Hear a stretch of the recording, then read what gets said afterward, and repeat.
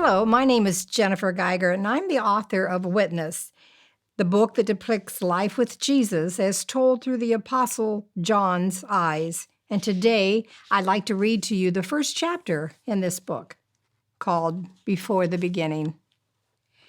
My papa was a natural storyteller, and because he was, anyone acquainted with him acknowledged his escapades carried special significance.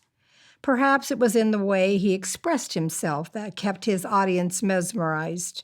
Maybe it was seen in the emotions of his large, work-worn hands, or the sound of his deep, booming voice, or in the release of a tear escaping his eyes when he retold certain parts. Whatever the reason, people seemed to gravitate to him. It didn't matter where anyone was or what he or she was doing, from sharing a meal with family and friends or convening around a campfire after a hard day's work, or even if they were relaxing before bedtime. When Papa began the recap of one of his ventures, many people stopped to listen. This was mainly because Papa had a canny way of bringing life into his episodes. Most were based on his own real-life experiences. In narrating, he was able to detail the passion and the excitement he experienced, painting a picture so vivid that each person listening felt as if they too had been present, taking part of the events that had occurred.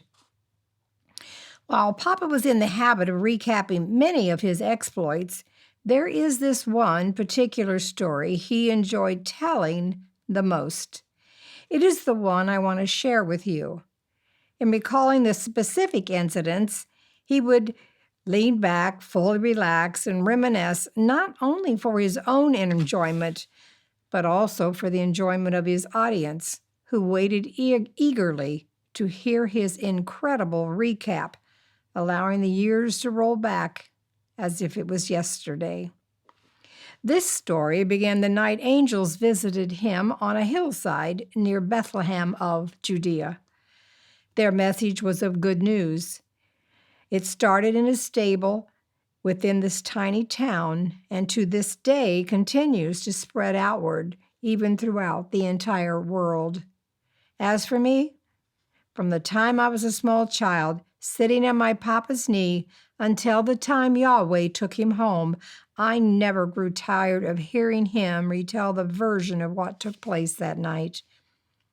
As a child, whenever Papa was ready to start telling the story, I'd move in close, clutching my favorite toy, a little clay horse that I took everywhere. Each time he spoke, I couldn't help but wonder what it must have been like to have been there that evening and actually see what James and he had seen. As he began, he'd pull out a little stool he brought along for me to sit on. I would give him my full attention, allowing his words to become more and more alive in my mind. There was something tremendously comforting about being that near. Sometimes, when it was cool, he would pull me up on his big lap and wrap his faded work cloak tightly around me.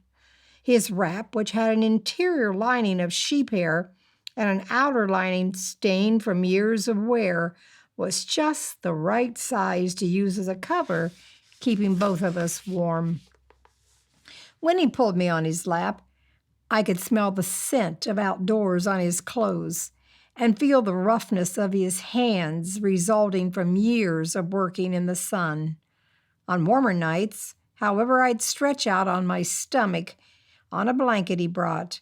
I'd lay there with my arms propped up, supporting my chin. Anxious for him to start, I would watch him closely. As Papa repeated his version of the circumstances surrounding that night, I would shut my eyes and listen. Somehow, with my eyes closed, my mind allowed me to see more clearly. The words he spoke came to life, captivating the attention and creating scenes so vibrant and sharp, I was left with goosebumps all over my body. In my mind's eye, as Papa spoke, it felt like I had been there with him. But of course, I was not, for at the time of the story, I, John, Papa's youngest, had yet to be born. Ah, but my oldest brother, James, who was about 4 at the time, full of spunk and quite the talker for his age, was there witnessing it all. Consequently, whenever Papa retold the events, James, not desiring to be left out, was right there beside him, peppering the story with his own version of the memories he held of that extraordinary night. In the years following the involvement in the events that happened that night, a special bond was created between James and Papa, one that linked them in ways beyond a normal father-son relationship. Anytime Papa or James began restating the activities of that night, which they did so frequently, the other was right alongside, giving strength to the other in remembering that silent night, that holy night, that night that shall live on long after they are gone. And if you want to hear the story Papa had to relate and relive the life of Jesus through the eyes of the disciple he loved, you can pick up my book, Witness. You can order it online or pick it up in your favorite bookstore. I'm Jennifer Geiger, and thank you for listening.